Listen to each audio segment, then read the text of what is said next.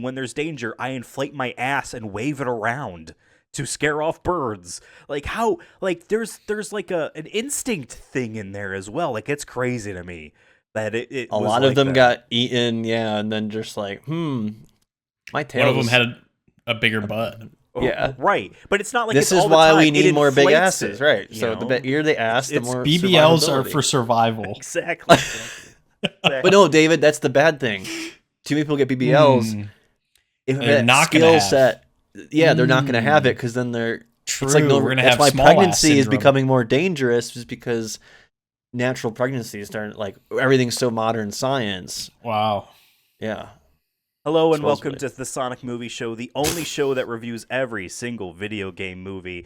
My name is Ethan, and with me here to talk about a Taiwanese film that's very serious is Devin. Government kills. And with us once more for his second pick in this season, David. Well, should make while we're in. Fucking love you, man. Okay, perfect. So, folks at home, if this is your first episode, welcome to the Sonic Movie Show. Yes, we do review every single video game movie, and we do a whole draft each season where we pick some films. This is a 2019 Taiwanese film based off a 2017 game called Detention. We watched it. It's free on Tubi. You can watch it. Pause this video right now. Watch the movie. And this I wasn't think the we're gonna movie recommend it. starring Hutcherson there, who's from Five Nights at Freddy's. Sure, okay. I mean, that makes sense. I'm sure that That's that the first one that title's popped up when you looked up Really? Detention on Tubi. It's the first one Oh, that pops really? up. I'm like, are we watching like a movie about a frat or something? What is this? I didn't know what it was.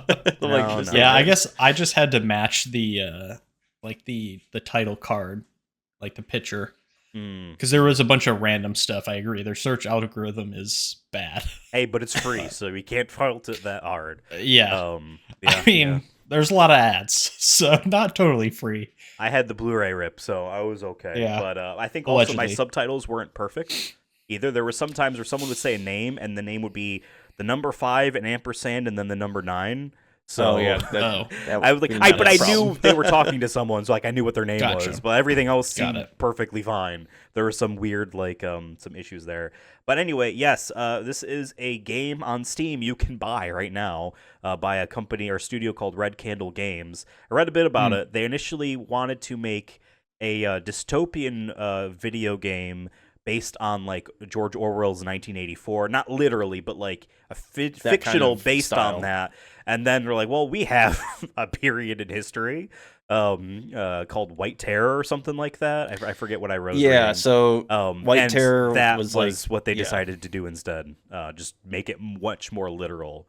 So Yeah.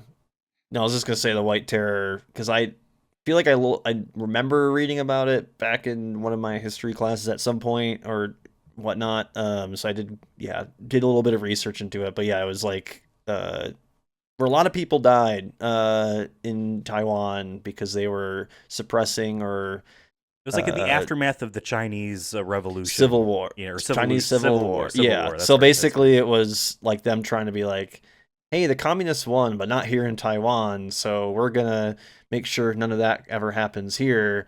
So if you're doing that, you get killed. So right. pretty 1962 I think is when this movie takes place, but it was 49 to 1927 to 1949. It's a long time because it was. Or sorry, I don't I think I believe have it that began in like the 40s, like post World War II. Yeah. Sorry, I was looking at the Chinese Civil War Wikipedia page. Ignore me. But like It's fine. because it was what's the term? The South Korean guy tried doing it, and martial law. It like that martial law began essentially. People are like, that's the start of this whole thing. It technically didn't end until like almost 2000. It was like the 80s 49 or 90s, 49 to 1987. I just which is insane to Yeah. think about. But this movie is based on that video game, which is a fictional story, but based obviously in very realistic things, to the point where, like, as I'm reading, one of our two leads there, Wei, I thought he was named after a real person, but because the last names are so similar. From this other person that I was reading on Wikipedia, it was like very, very similar. Like it was like a two syllable thing, and they were like swapped almost. I'm like, oh, okay. And they were both, sentenced to labor camps or whatever.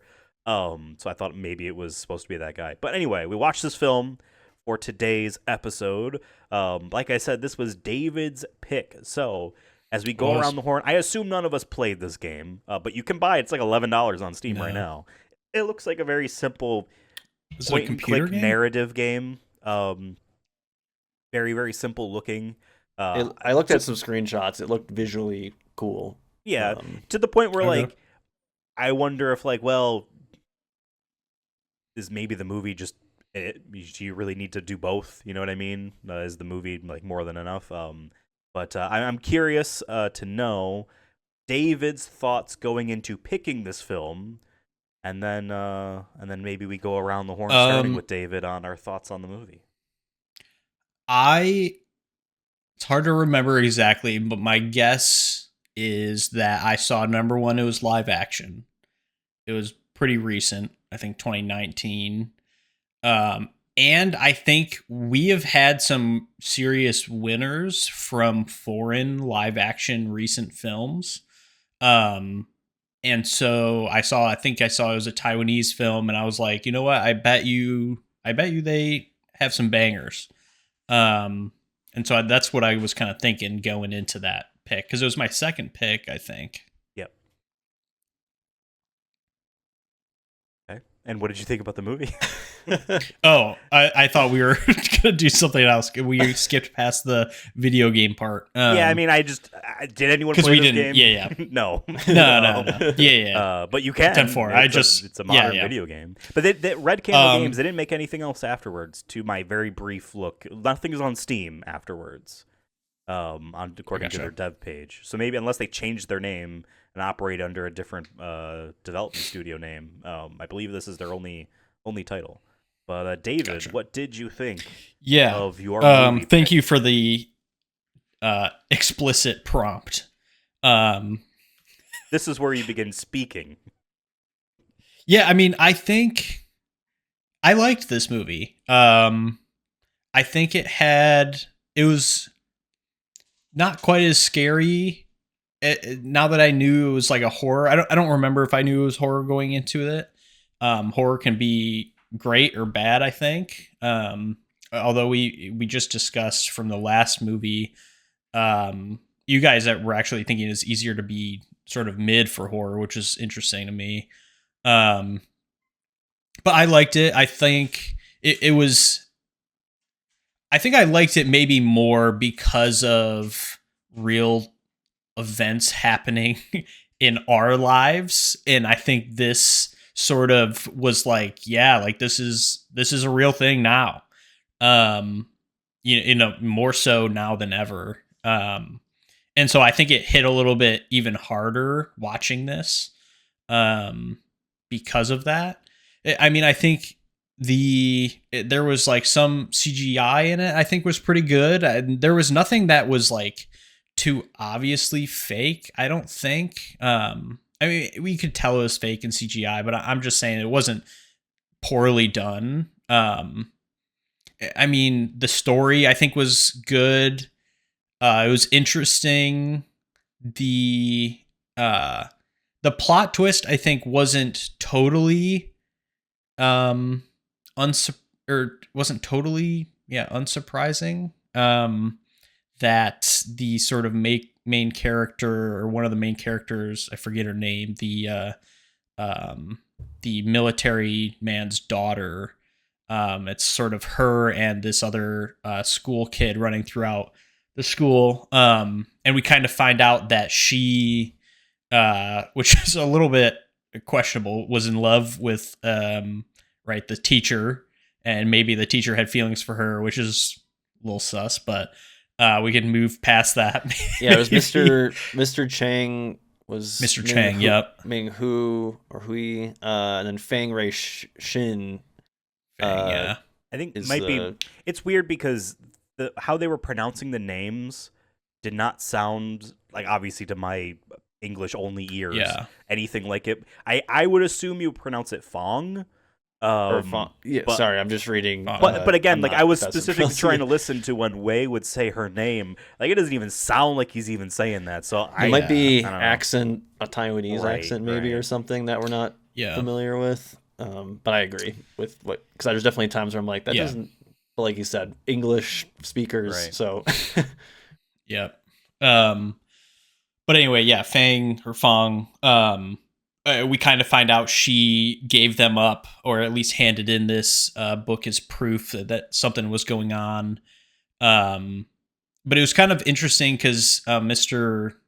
Chang, was it? Yeah. It sort of in. I don't think it's in real life. I think it was in the flashbacks. I think one of the confusing parts of this movie is there's a lot of flashbacks, and it's. I mean, I was watching it. I was getting a little bit confused sometimes in the flashbacks. They were mostly clear, but I think I was a little bit confused of what was real or not. Also, but he sort of forgives her. Right, is the point I'm trying to make? Is like, hey, like, yes, you made this mistake. You shouldn't have turned us in, but turning us in for reading these forbidden books should not mean death, right? It's not you oppressing us. It was you who made a mistake, and it's the oppressors who are Yeah. in the true wrong. Which that was a kind of interesting. I thought it was just going to be like she's the like enemy at the end after we find out this twist. But it was a nice little thing to find out she wasn't, right. She helps the other kid escape at the end. I mean, I think overall, I think this had a lot of interesting messages throughout. And like it was multiple, like just to name another one of like this kid who always plays with these like action figures or puppets, right? It was interesting. We don't see him too much, but we kind of get the message from the teacher talking about like, hey, yeah, he doesn't read the books really with us, but he just wants to be free a little bit, and he wants space to just be him, right? And they're all it's sort of poetic to what they're also doing, right? They also want to be free and do what they want to do, which is read these different books. So it's really not that much different. He's So yeah, engaging I with think art or something, or art Yeah. or his creativity in a way that is still, anti the suppression Right. that they're. It's also just free to be a kid. You know what I mean? Yeah. It's so Yeah. militaristic, you know what I mean, that their Yeah. lives are. So like just free to like not have to think about that at all. Yeah. Um But that was basically it. I mean, I could say a couple more things, but I'll let you guys speak on it. Overall, I thought this was a good movie. Like I said, I think maybe it's being colored a little bit by current events. That's maybe pushing me to, rank it higher in my mind, perhaps. Interesting to hear what you guys think. if you don't mind me going next, Devin, I would say I'm very fucking pissed off at this movie because David picked it and not me. Because I'm watching this movie, I'm like, damn, this movie is really fucking good. I really like this movie. I think the cinematography Yeah. was great. I think the creativity on not doing the same type of spook or type of scene or subliminal messaging that they're trying to have in this girl's head be her reality around her not being the same thing every single time was very well done. There's moments in this movie towards the end that remind me of Saving Private Ryan, where we have the adult, more father figure like commander of this group instructing this kid that like he needs to live to be reminded, so that their memory of all the people who are dying, are remembered. I understood the twist pretty early on, like, oh, it's her guilt that's following her down the hallway. Pretty quickly I realized, yeah, it's something she did is catching up to her. I will say this, Devin and I watched a movie earlier this year based off a video game called Return to Silent Hill, and this entire time watching this movie, I'm like, oh yeah, this is like a Silent Hill game. Like, the reality is, whether or not it's literally real, whether or not it's all in her head, whether or not it's all in his head, it's a shared thing that's confusing.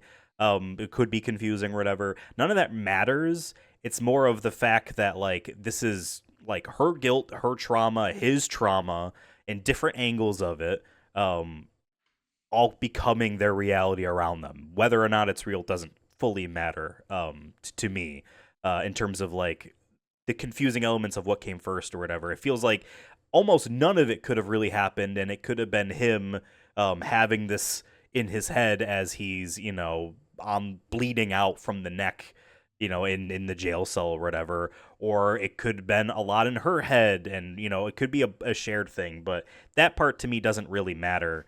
I think this movie was really well done in trying to do that stuff. I feel like some of that CGI stuff, like I'm surprised you were able to figure out it was CGI. I thought that tall man was real. I was I've seen a expecting guy it to just like that in be- real life. right. He was also very mean to me too. So good tracks. I was expecting some of that stuff to be a little bit like, okay, yeah, all right, but they were very conservative, no pun intended, on Yeah. how they handled that dude initially. You know, kind of bringing him back around. Even like the hands that were coming out of the floor at one scene, like that, really well done. It was more of just like the set and the atmosphere. The lighting was really well done, and the cinematography, you know, part of that lighting, really well done. This entire movie, I think this is a fantastic film. So there are more things that I'll be reminded of as we're talking of things like I'm like, oh yeah, I thought this that I'm forgetting right now, but. Yeah. Um, Yeah, I have a if you couple want to things, trade, but I'll let I Devin. could give you Werewolves Within, and I'll take Detention. I'm just glad I Yeah. didn't counterpick this. Hey, listen, I got a stinker first Doom, so you know, I'm happy to have a good one. Devin? Yeah, sorry, I was making sure you were good. Oh my god, I just realized my green screen is on. I'm holding. This is supposed to be green in my hands. Let me fix. Oh, this. I was like, Nice. I didn't even pick up on that.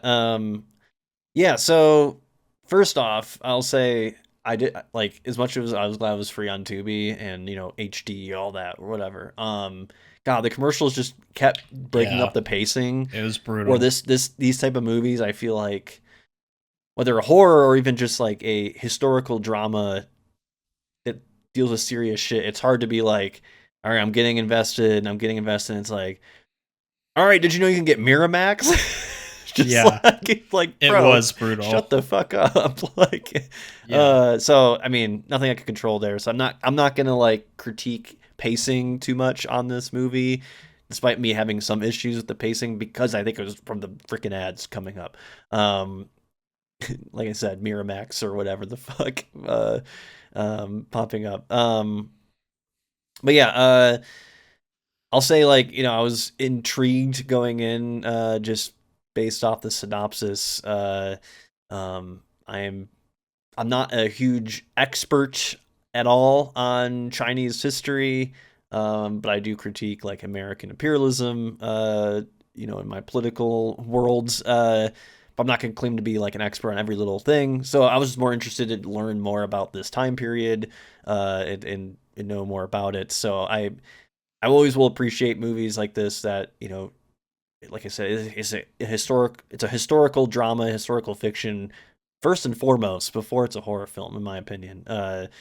A lot of the like, yes, there's some horror scenes in it, but the real horror is this regime, beating up students, or killing people, taking people hostage, or literally abducting people if they don't fall in line.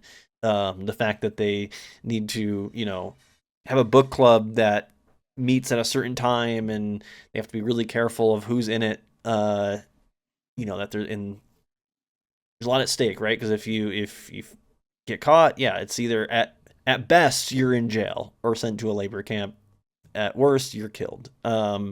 So and like what David said with the current political climate, obviously, well, there is people who have been abducted, or there's ongoing cases of stuff happening here in America. It's been happening, but it's definitely escalated even in just this year alone, in terms of, you're speaking out against certain things. So yeah, I'm with David where it's like hard not to watch this and not be like, are we closer to this than we ever have been? Yeah. Some would say yes, some would say no, whatever. But at the end of the day, like it's hard not to resonate with that.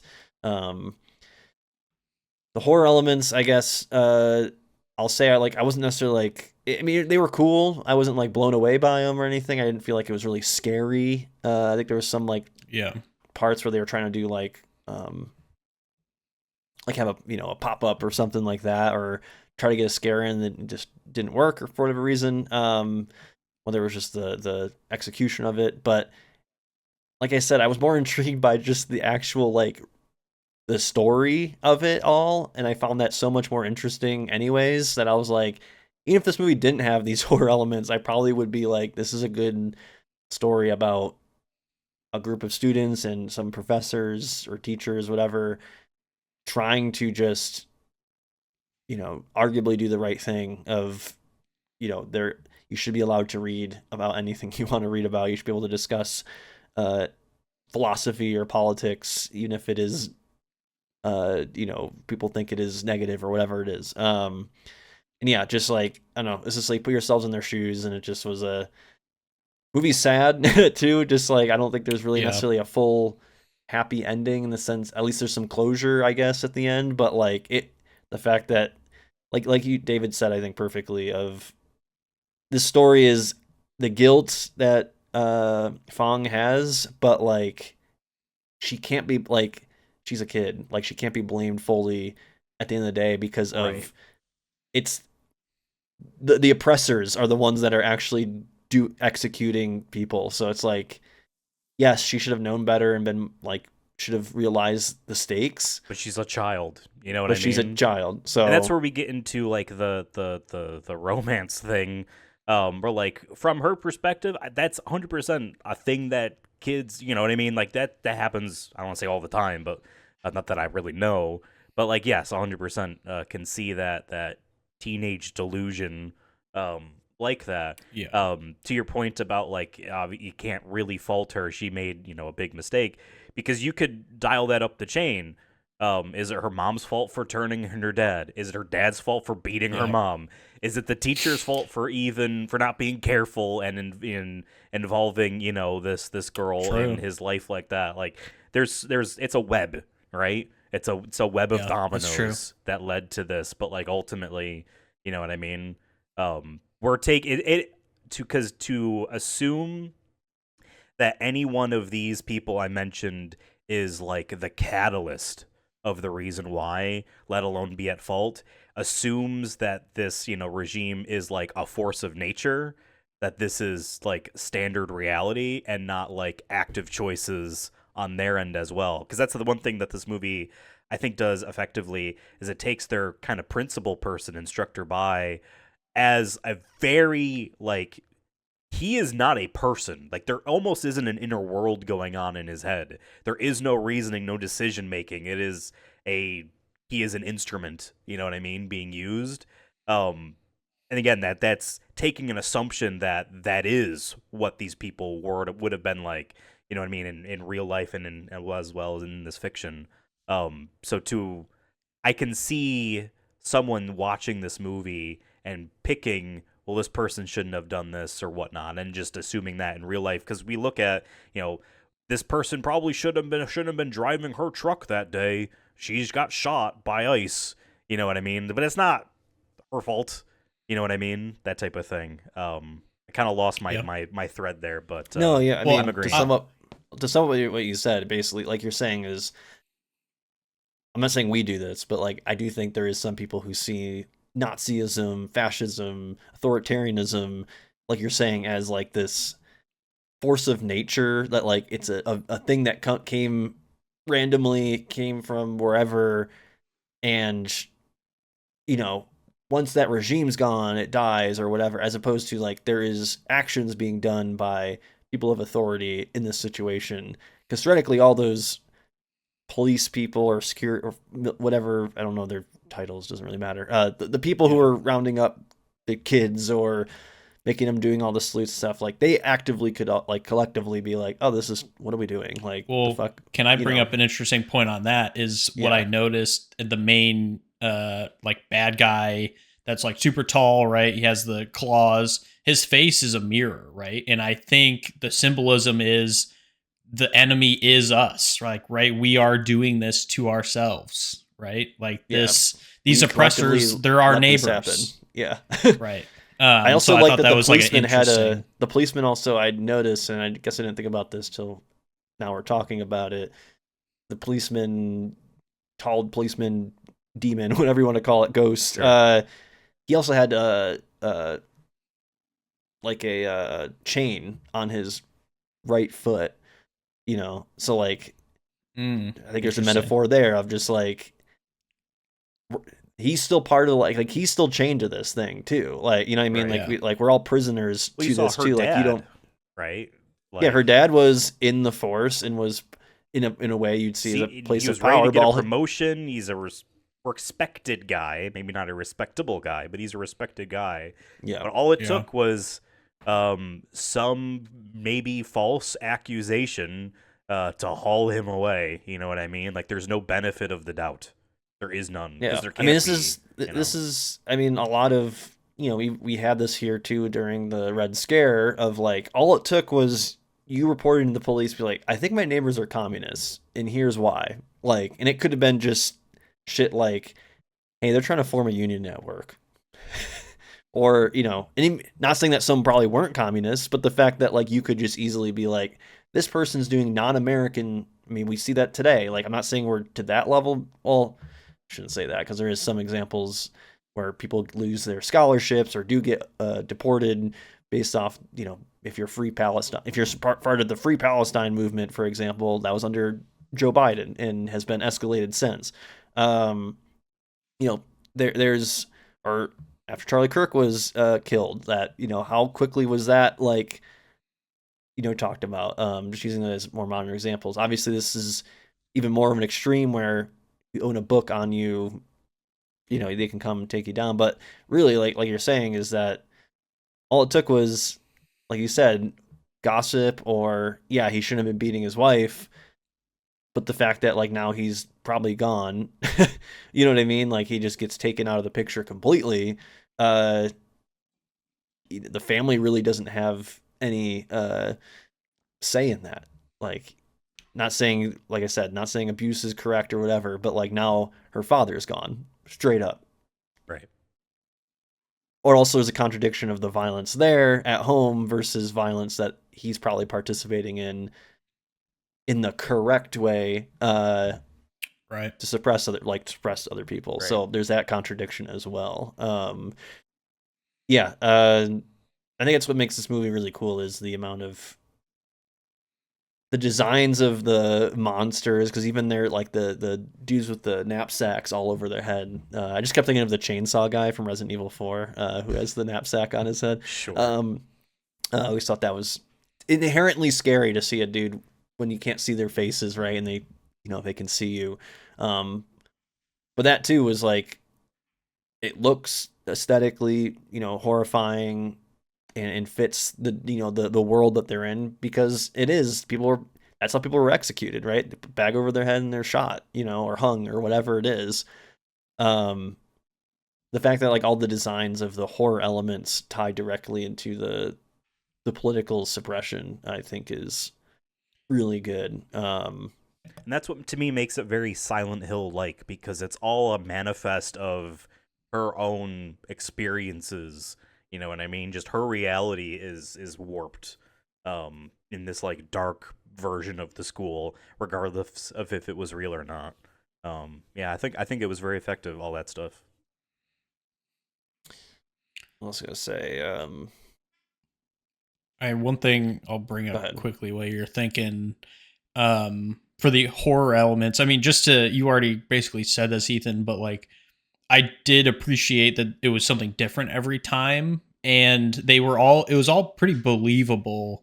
Like, sometimes horror movies, it'll be like, oh, like they're trying to hide from this monster and they take an extra step in the wood creaks, right? It's like, what if you're trying to hide? Why are you taking a step? Like sometimes that kind of stuff may not have been a good example, but this is all just to bring up like the key falling from the pocket, and she like catches it the first time they run into the sort of mirror monster. I thought that was just a clever thing of like, oh, it's number one, it's a reminder, hey, they just got this key.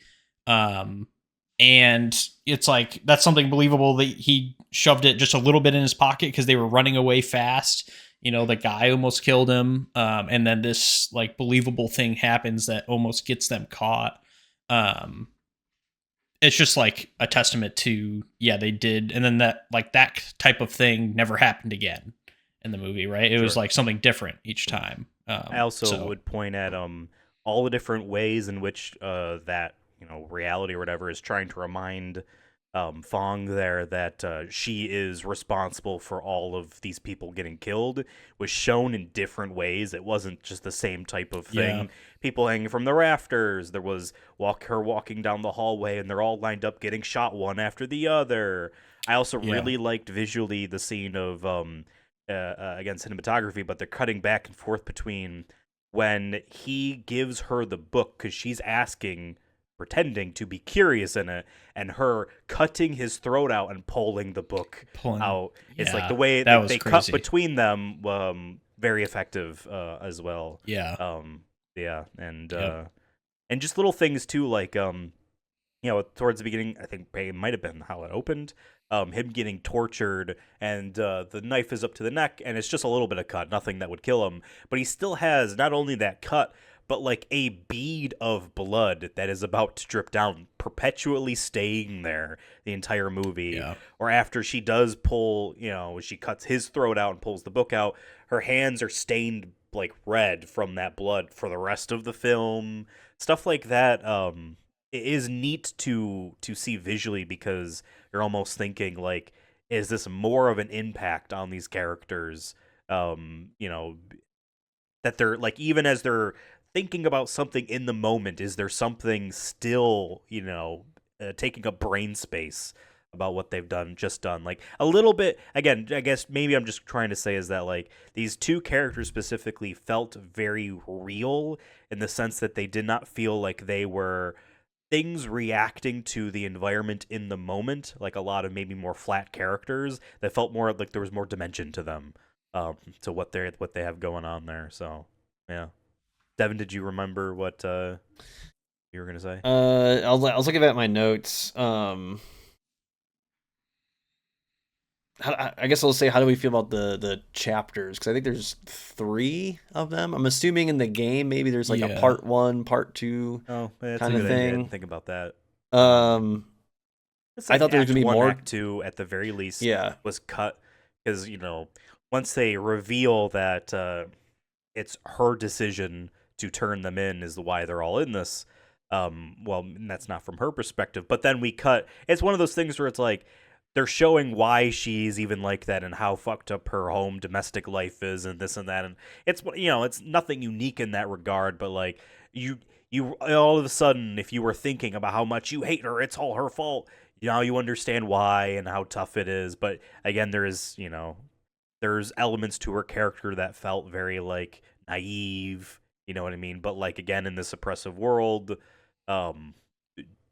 you should be a little wistful and hopeful about wanting to have something not be your reality. You know what I mean? She's wants something that she can't have, and she's got this little thing in her mind. It's like, if I just do this one thing, then it's all good, which as adults you would know, no, that's not the case. You know what I mean? Even if it works out perfectly, do you really think it's going to be like that after the fact? You know, I thought the way they did that chapter stuff was effective. At the very least, like timeline, like I would look at the you know what, that the bar, whatever you call that, the movie, the timeline bar, be like, yeah, these are vaguely in 1, 2, 3 chunks of the movie and thirds, acts 1, 2, and 3. You know, I think the pacing of that was fine. I don't know.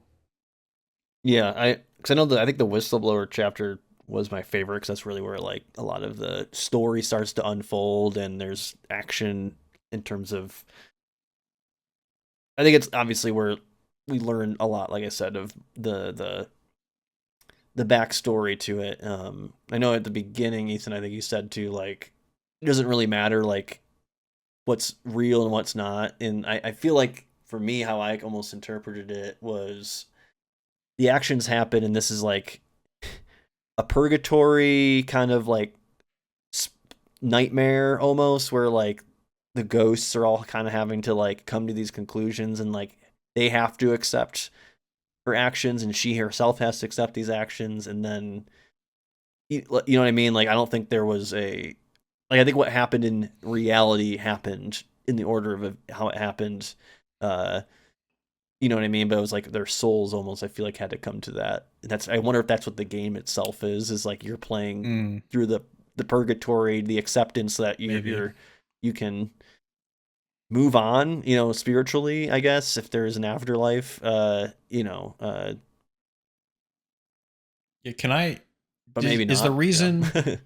is the reason she doesn't leave at the end? Because that was one confusing part. Is like, well, why isn't she going with him out? Like, is she already dead? Is that why?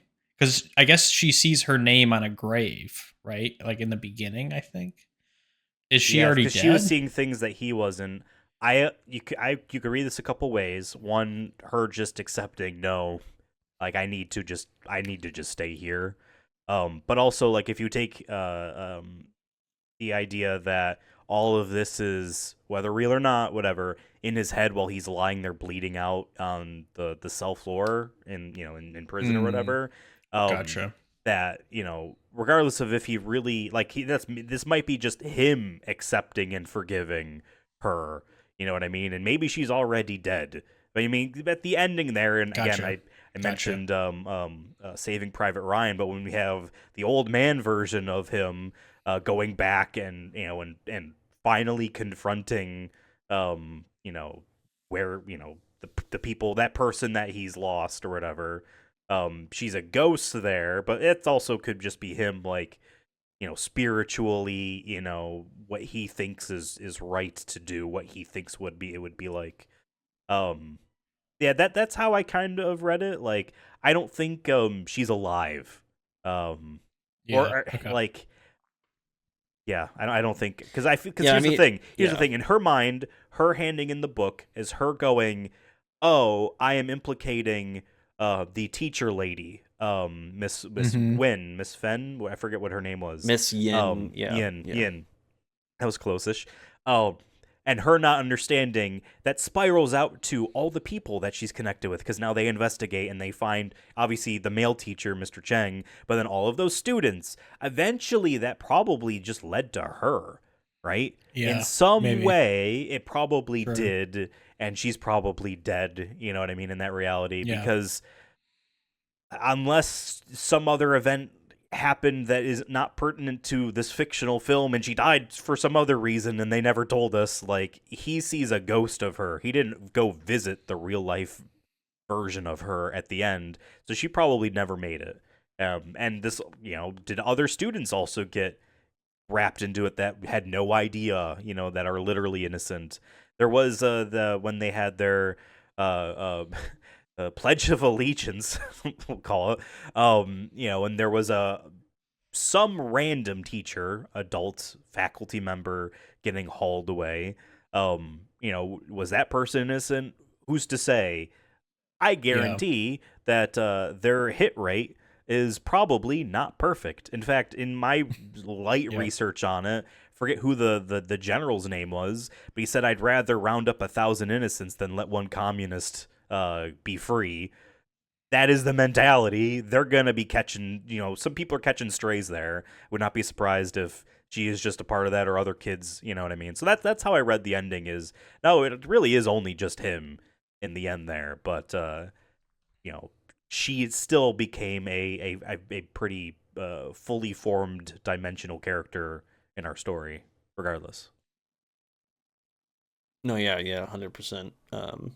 No, yeah, I mean, you could like Ethan said, I feel like you also, yeah, you can interpret that like as people are dying, they have to forgive her. You know what I mean? There's a level of like I can't hold this grudge because like going back to our main point, like it's it's the fascist mechanism at play. You know what I mean? It's not it's the system at play that is leading them to die. Like, yes, she shouldn't have done that, but like we said before, she's a kid who is felt a certain way about her teacher because she also had no one in her life. Her dad, was a piece of shit, but then he gets taken away. Her mother is basically just pretty much gone. It seems like, at least my interpretation was that she just was hoping Buddha would do something, and then she reported her husband, and that's that. And then, but she's not, really taking care. Like Fong's taking care of her. Like she tries to help a couple times, and she kind of gives up on her too. Yeah, because you could a very base reading of the initial home scene is she would be obviously very sympathetic for her mother, but she doesn't really look like she's sympathetic towards her mother. She kind of looks like her mom is a bit of a burden, but also he hits her. You know what I mean? Like, she's not ignoring that part either. But that's her dad. That's her mom. She's seeing violence everywhere. So like, she's in Mr. Chang is the only one that's given her any sort of hopefulness, right? Or even just joy, right? So like, in a way, you relate to that. Like, why? Like you said, she's a kid, so her actions aren't correct, even with the stakes. You know what I mean? But like, more of just the fact that she has nothing else. That's her only thing giving her, like, she didn't care about the everything else, but trying to like find a way to be with him. So very interesting, just character overall because of all those things. And yeah, just like we said, it just goes to show the power of having a systemic, a social. Fascism works on a social relationship level, and the fact that everything's tied to it just makes it kind of depressing, but also like why you need to have forgiveness and hope and not worry about purity politics a bit. I mean, this is me, my personal opinion a little bit more, but like it I think that's what this movie really is. It's like you said, that one kid there was just really interested in the doll in theater or whatever it was, and that alone is like, like I said, is rebelling. I mean, just the joy that he's having outside of everything around. And I think that's what this movie is about too. Is just like there's necessarily not like love, but just like there's a level of joy that all the characters had, whether it was through the books or just knowing that there is other people like them who don't like what's going on. And unfortunately, one of them makes a mistake. Yeah. But again, they all make a mistake. The dad shouldn't have hit the mom. The mom shouldn't have ratted out. Well, maybe I shouldn't say. Maybe I shouldn't equal her ratting out I think the dad in the same. But they're all things that are small-ish in the grand scheme of that whole thing. I think you don't even need to look in that line either. It's like maybe the teacher that she was in love with, like, he should have kept more distance, right? Like, why is whether or not he had feelings for her, which he shouldn't, because obviously, but like maybe he should have made that more obvious, or maybe that's you know what I mean. Like, to your point, what mistake is it? Was it a mistake of the other teacher making it seem like it's bad, and then that kid seeing it, and then that's why she wanted to get rid of, to your point, it's like there were so many mistakes all around, because how can you not make a mistake ever? No one's perfect. Well, right. I mean, other this than podcast has 3 perfect hosts, so speaking about hosts, I think we've talked a lot about this movie. And I think it's time to let the folks at home know why we're even here. Like, what's our purpose in life?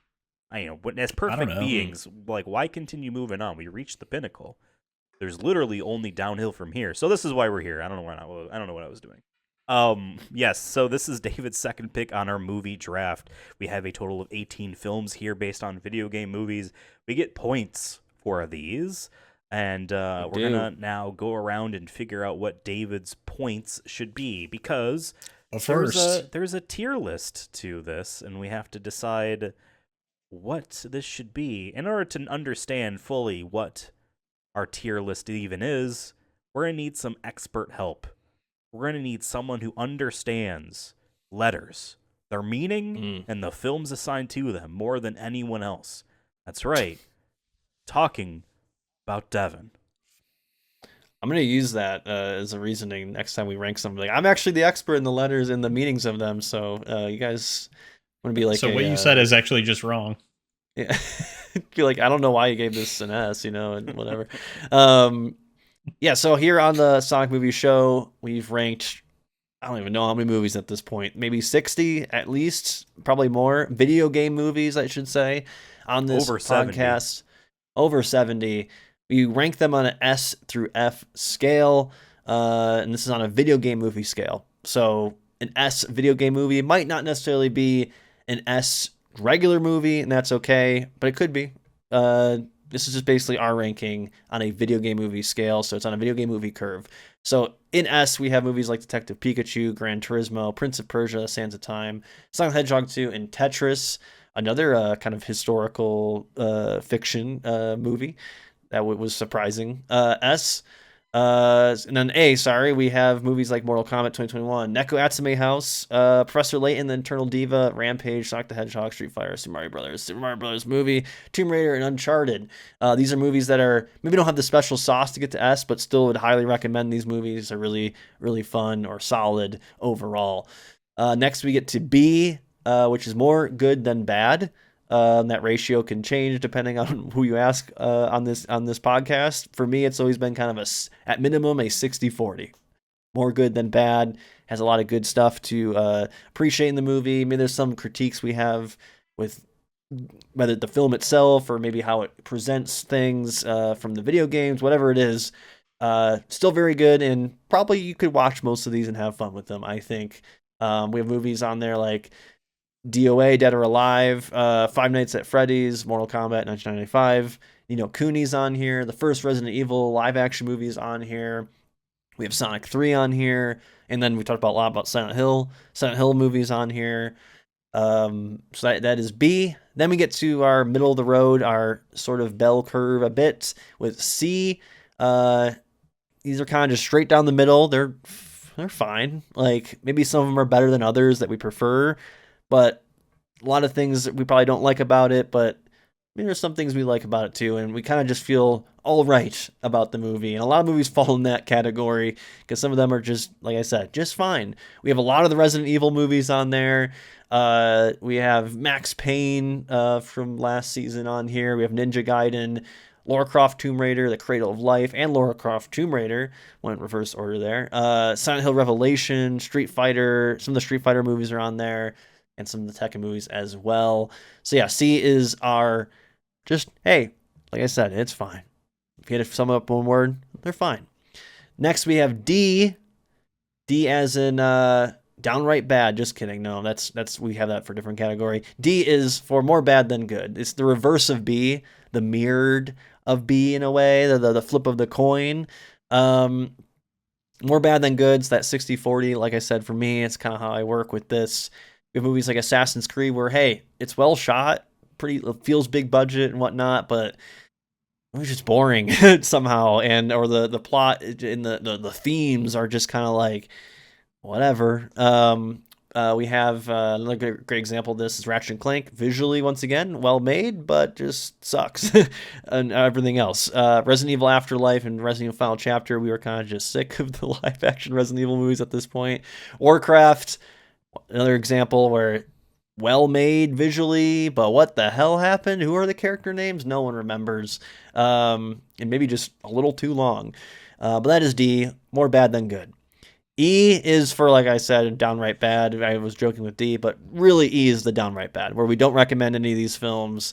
Pretty skippable. probably best they never existed in the first place. We have movies like Blood Rain, Borderlands, Dead Trigger, Name of the King, Monster Hunter, Mortal Kombat Annihilation, and The King of Fighters. Surprisingly, I for some reason always think that list is longer, but maybe we just were too generous on the video game movie scale. Who knows? But E, yeah, just bad. Nothing really redeemable.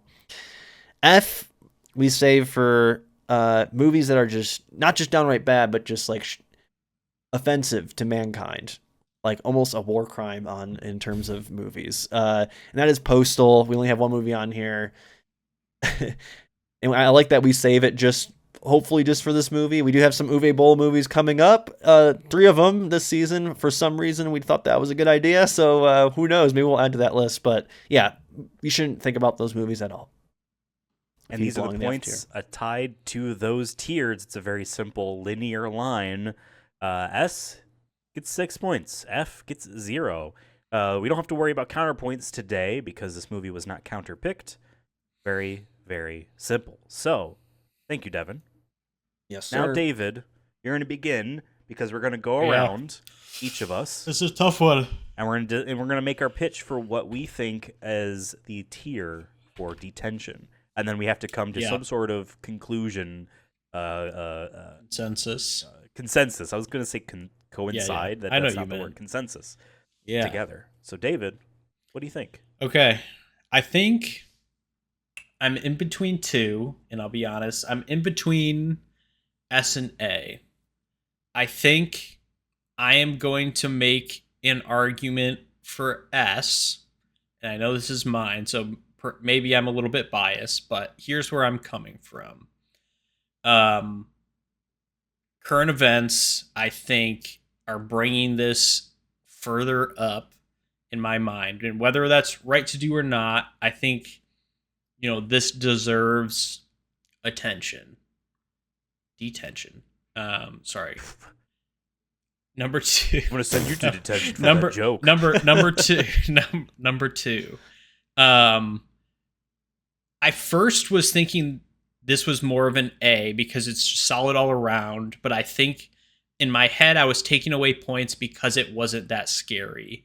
And I think the more we talked, I'm not framing it as a horror movie anymore and more like not a drama, but like just like a story movie, right? It has horror elements, but I don't think that's what they were trying to do. And I think what they were trying to do is tell this complex story, and I think they did that really well.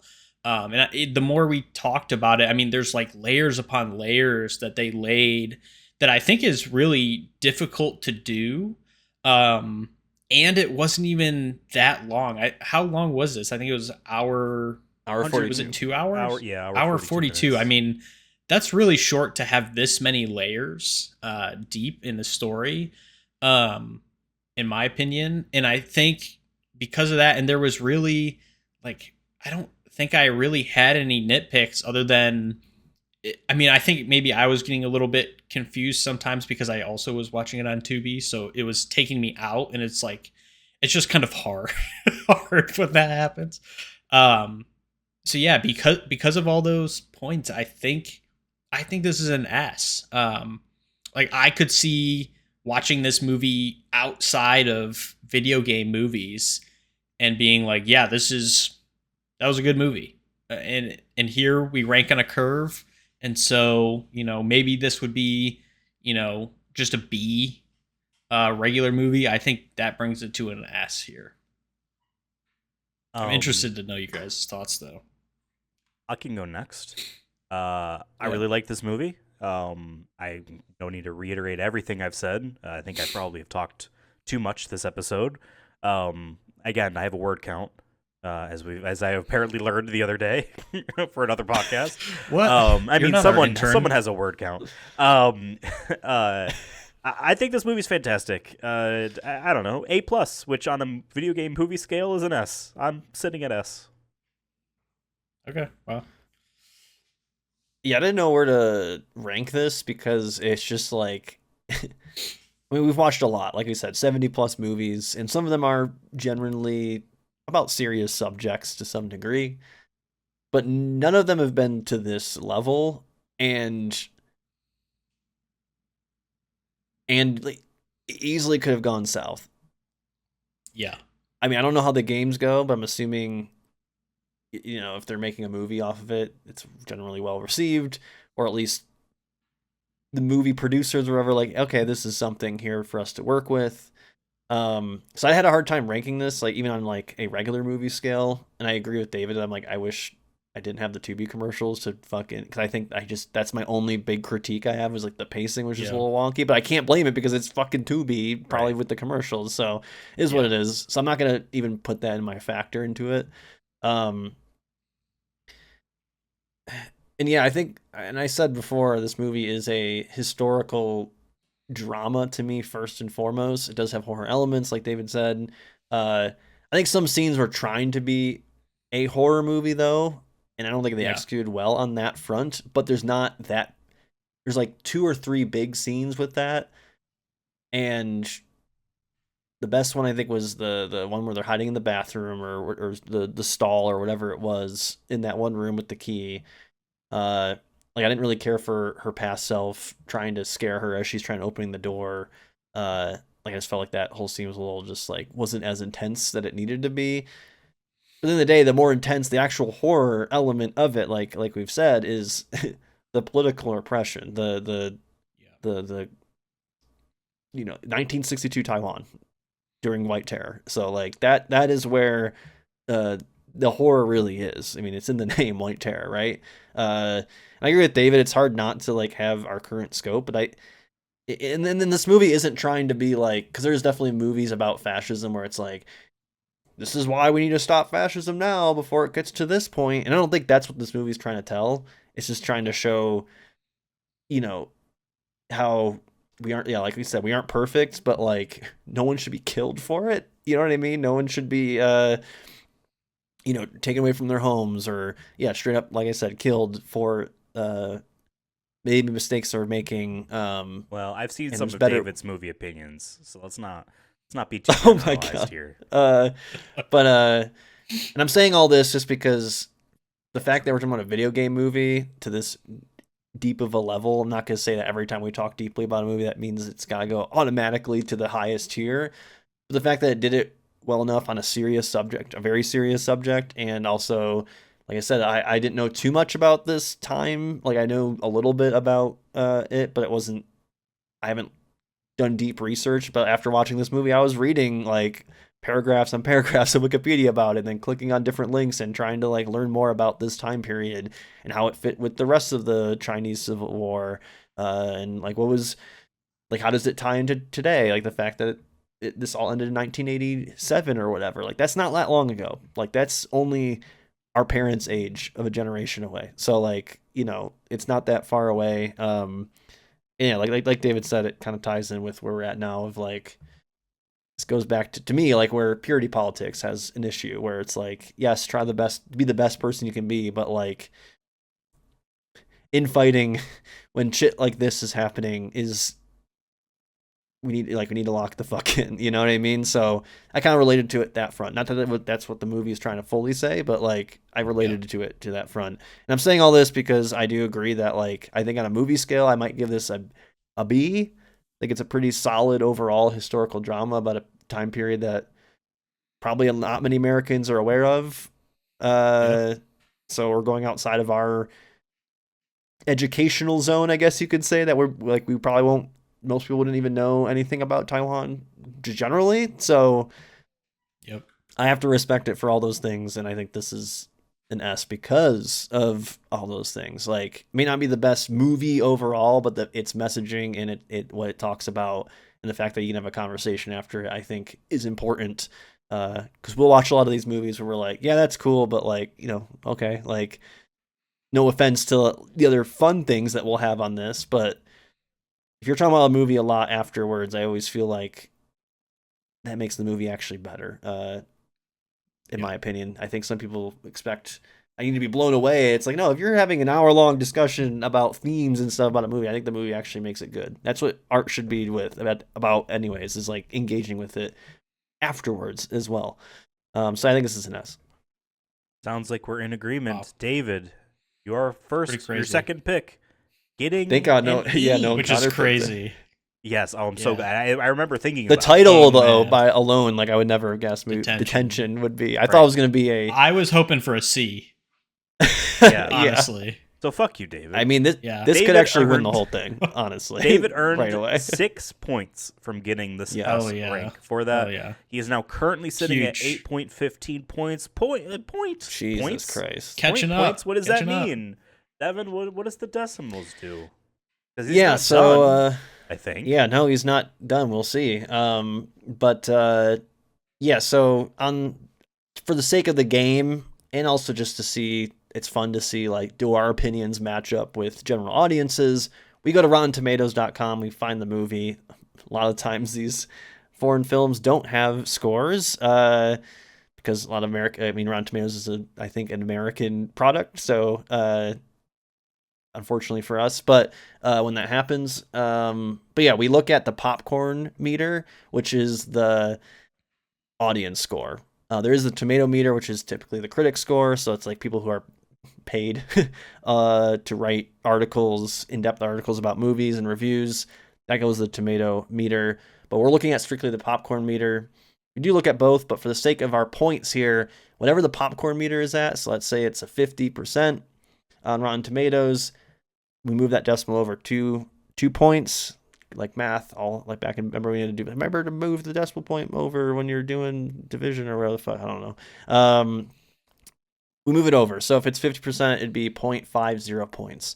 So that's how we have these decimal points. It makes it so we have a tiebreaker because our first ever season with this one was just Ethan and I. It did come down to the tiebreaker. Yeah. We didn't plan. We just added it for fun, honestly. We're like, oh, let's just add this for a fun little tiebreaker. But we're glad we did because it would have been a tie at the end of that season. So it wound up coming down to that. And the decimal points actually add up. So like you're not totally out of the race if you get a stinker or two on your draft board. If you sometimes you can draft with that in mind, being like, all right, even if I get a C, but like, hey, maybe it's a video game that a lot of people like, so maybe people just rank it higher because they just have a fandom around it. That's definitely a strategy for us. But yes, I'll say this: Detention does have a Rotten Tomatoes score. Huge.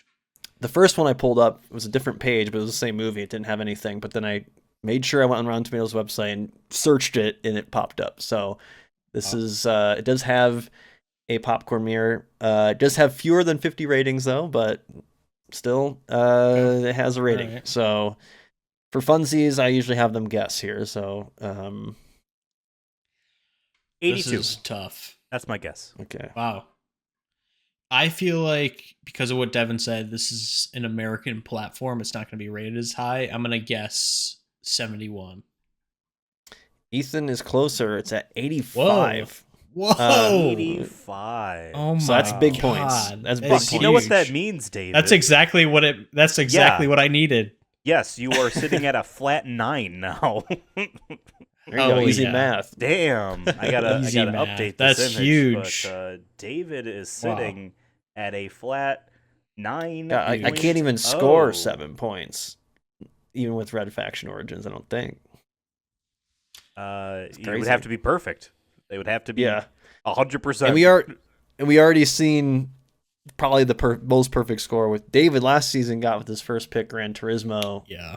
With I think it was like 0.98 or something like that. But yeah, hey, getting an S in any capacity is always a huge win. But the fact that we all passed it up once, who knows? There might be other S's on this list, but maybe maybe it's the foreign market, like David said, like the foreign films, it's hidden gems are all hidden gems. That's crazy. Wow. Shout out to David. I mean, I'm glad. I always say this. I'd rather we be like discussing and ranking movies that are good. I'd rather all of us get at least B and higher because that means we're watching great movies, Good I movies. think. Well, So I don't know. I enjoy watching bad movies that are bad because I think it's fun to talk about them too. You know what I mean? well, some of them are Because they're bad and different boring. angles. That's more of my point. Is that if they're dead or Yeah. alive, we still rank Dead or Alive B though because it's so bad it's good. Like Right, that's it's a lot of fun. Exactly. Yeah. Absolutely. I'm saying more just getting bad movies and they're boring.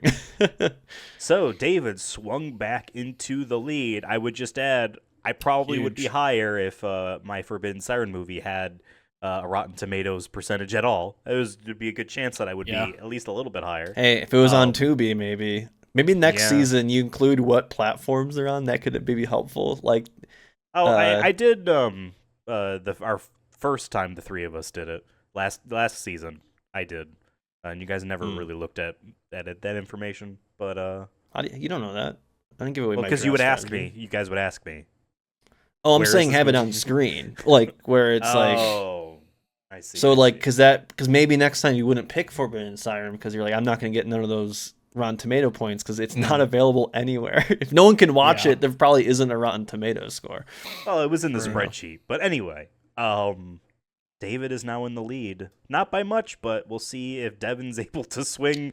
He Yeah. could technically. I mean, let I'm me put it not- this way, Devin. I'm honestly not pretty If hopeful. on Red Faction Faction Origins. I don't even know what it Origins is, but is an S, you will be in the lead because you'll get 6 points, Yeah. and that'll bump you to 9.84 at the very least. And then I will drop down like crazy because like Yeah. how so like if Even if it's I was an A, thinking I you was probably thinking won't be in about the lead. counterpicking this movie. If I did, I would have lost Negative only 2 2. points. Whoa. Only 2 points, but Yeah, I mean uh, that's like it's a more B, about though. it's more the counter picks are more about benefiting you Maybe. for calling out a stinker rather Yeah. than fully Yeah. punishing you for because I think the first time we did it when it was just Devin and I, we had it just be the inverse, and Yeah. both of our counter picks were C's or whatever. Like we was just we Yeah. basically So then didn't it's use not the as system. fun. Exactly. So we adjusted to make it more fun, but yeah, I would have lost a couple points there, literally. So Yeah, I'm that glad would- I that didn't would've been counterpick great. it. But my counterpick is Devin's next movie, Red Faction Origins. So I want Devin I don't even to remember have what a this really one- good shot. It's a science fiction video game. I Okay. want Devin to have a really good shot, but I am rooting for this movie to be bad just so that I don't get punished for it. And yeah. So I'll say if I can get an S, that'd be because last season Dave and I had back-to-back S's with Yeah. Gran Turismo and Tetris, which was It's well, it's crazy. fair to me who didn't so it kind have of an evened S. out. Still don't have one. Just gonna point that out. I don't have an S at all. So maybe Hitman will be Get my good. S. Get good. Maybe. maybe. Maybe Weibo Okay. actually has one gem in the rough, and with House of the Dead will be. Maybe. I don't know. I mean, there's a reason why Far Cry is the last pick on our entire things because save the best for last, right? I gotta hope. I'm worried now because I'm hoping. I put Far Cry as my last pick because I'm just like I'm hoping I'm in a big enough lead that Far Cry won't matter. But David Yeah. counterpicked it, so which really that's why I have to Uh-huh. really. Yeah. Uh, Yeah. And for Could folks be at real bad home for you. that are watching the YouTube version of this on the screen, and you've probably been at like maybe you either didn't watch the draft or are asking like why are some of these titles in different colors? All of the blue movies, the movies in blue text, which were all 5 of these that we've watched so far, are just I wouldn't say normal video game movies, but they are just from the large list of video game movies. We randomly pulled them. The rainbow colored ones, there's one each for each of us. Those are Uwe Boll films. He did the Postal movie. Also did the Blood Rain movie as well, which is also bad. Almost he's guaranteed done- stinkers. Yes, exactly. So those were we had to pick one movie from the 3. I had randomly chose 3 of those movies, and we had to pick one from each of those. And then the gold colored movies are movies that we kind of should be doing sooner rather than later because they are sequels to things we watched previously. And in some of these cases, there's a lot of these sequels. These all happen to be animated films, but that doesn't necessarily mean that would be the case in a future season. But same type of deal. So that's why. yeah, the there more are I look at different this, I think it's already GG because I'm not confident. Because I I thought it was drafted- already GG for me, and then Detention was an S. Right. You know? Yeah, but you Who have knows? like, I'd hope Batman isn't bad. Like, I think that's a great pick. I'm just, me and Ethan's That'd be picks good. are very like, I just feel like, there's no way. No. Like, I don't know. I just don't know if even Meiji Tokyo Renka the movie. Like, I remember I picked that because I'm like, usually at best these are C's and at worst a D. So I'm like, but now I'm like, if we gotta fight S's. Me and Ethan might have to join arms and find a way to win. Well, just, maybe not decide who's in your league. Maybe you just let the others define themselves, because I don't think I'm as low down there as you are right now. You got the only E. I got 2 B's. Yeah. 2. Well, and I have 2B. What? The app 2B where we watch this movie. 2B. Oh, okay. 2B. Yes. Sorry, I'm 2B. very stupid. All right. Well, thank you guys for being a part of this, but I guess we're Thank not you. really done. Every single one of these episodes, we have to do this rigmarole. We have to do this thing, and it's a game show. We do a game show at the end of every single one of these seasons, and these game shows escalate further and further as I pit David and Devin against each other, bit by bit, trying to vie for points to see who. I'm not gonna lie, folks. I'm really stalling for time. He's doing a very slow bit right now, where he's very slowly off screen putting on stuff. I thought he Devin's was back. waiting for you to introduce him. But he doesn't have headphones on, so how is he supposed to know what I'm introducing? Oh, I him? can hear everything. They're I can open hear ear. everything. I'm a fucking underdog. I have the Oh big my ears. God. I can hear anything that's happening, any shit talking that's happening by both the commissioner and or David. All right, I hear it all. And I'm tired of the shit talking, because who's currently champ? The Double D champ. Yeah. I mean, So we'll see. can you after, remind me why you think we'll you see. already won a second one when you've No, only won I one? said that we. So you're not even listening to what I'm saying. That's the issue. These people just hate and they don't listen. They hate and they don't listen. I said very clearly last episode, why have just one when we can have two? Because there's 2 Ds, Devin and David. That's what I said. It's that simple. All these other places have one big trophy. Why stop there? We have 2. We have 2 awards, There you go. but they're collective. Okay. Because let's be real, there's no competition unless there's Devin and David.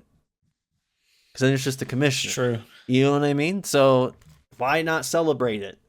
That's how much of a good guy I am. I'm willing to at least pretend that David is in the same competition as the underdog. Okay? I mean, it's looking like I am so far this season. It's looking pretty good for me, if I'm honest. But You won a couple. we'll see how it luckily. shakes out. It happens. And Yeah, I'm not it gonna lie to you, happens, but Devin. I was not listening to you last time when you did that rigmarole on 2 Wouldn't be the belts. first time. And Wouldn't I'm be going to the ask first the time. same question probably next time as well. So, again, I mentioned how every single one of these game shows escalates further and further, and I got a good one for you guys today. I got a really good one that's going to knock your guys' socks off. It's going to be a heated competition between Devin and David. Because it's time for everyone's new favorite game show. I have to undo this other thing. At book club. So did you guys read any good books lately? You read anything? I'm still reading books. Yep. And anything? I have. Anyone read a book recently? That Yeah. like what was it? What was it? I read / listened to Project Hail Mary. Just saw the movie. It was great. Cool. So like, David, you read a book. Devin, did you read anything recently? I've been reading. I'm in the middle of like 3 books, but the last one I finished would be, what was it called? Well, actually, I'm almost done with Disaster Nationalism. Oh, okay. It doesn't. That's probably cool. I guess. I don't know. David, what was the book you said? What was that? Project Hail Mary. That sounds interesting. David wins. David wins today, guys. His book sounded more interesting. Are we even like gonna try anymore, Commissioner? Like, what the fuck? And Okay. yeah, it's very simple. You just gotta David read a more interesting book, and David got the trophy. David got 4 wins so Funny far. that I read a book that actually season. ties to the episode. And Devin still has Disaster one. nationalism. So we'll have to see, in the future. Why even do this if we're just gonna be lazy? If we're gonna have to see next time, it's very heated competition going on. And that's the show, folks. Thank you guys for watching. This has been the Sonic Movie Show. God. So that's been 2 episodes where he just it's the Sonic does Movie a Show, point to David. and Okay. and you can find us on a bunch of places down there at srankproductions, and on YouTube. Yeah, like and subscribe, and as always, Hail Mary out.